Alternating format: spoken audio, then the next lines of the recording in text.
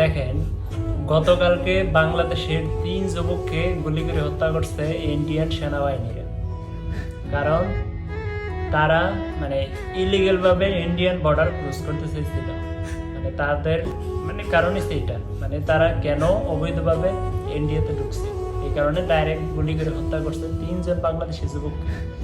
আমার কথা হইতেছে যে এর আগে যে ইন্ডিয়ান 2 থেকে 4-5 জন সেনাবাহিনী বাংলাদেশের ভিতরে ঢুকছে এবং কি বাংলাদেশের সেনাবাহিনী তাদেরকে ধরছে, অথচ তাদেরকে মারে নাই, গুলি করে নাই, জাস্ট দইরা আবার রিটার্ন করে দিয়ে দিয়েছে।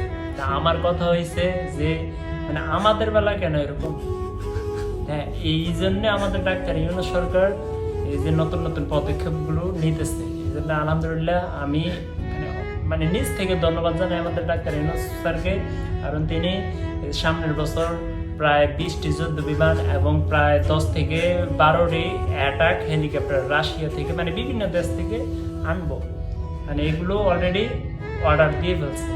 আলহামদুলিল্লাহ আশা করি, আমার মনে হয় যদি আমাদের ডাক্তার ইউনূস সরকার ইউনূস স্যার আরো 10 বছর আমাদের দেশটা পরিচালনা করতে পারে, তাহলে আমার মনে হয় যে আরব কান্ট্রির ভিতরে যে একটা রাষ্ট্র আছে, ছোট্ট একটা রাষ্ট্রটা তো আপনারা জানেন যে ইসরায়েল, যে একটা পাওয়ারফুল কান্ট্রি পাওয়ারফুল বর্তমান আছে, এরকম আমার মনে হয় যে যদি আর 10 বছর আমাদের ডাক্তার ইউনূস স্যার থাকে, দেশ পরিচালনা করতে পারে, তাহলে আমার মনে হয় যে আমাদের এই সাউথ এশিয়ার ভিতরে একটা দেশ আমাদের দেশটা সবচেয়ে পাওয়ারফুল দেশ হিসেবে গঠন করতে পারবো বা হয়ে যাবে আমার মনে হয়। কারণ যে সুন্দর পদক্ষেপগুলো নিতেছে আমাদের সরকার, এই জন্য অবশ্যই আমাদের সরকারকে ধন্যবাদ মন থেকে জানাই।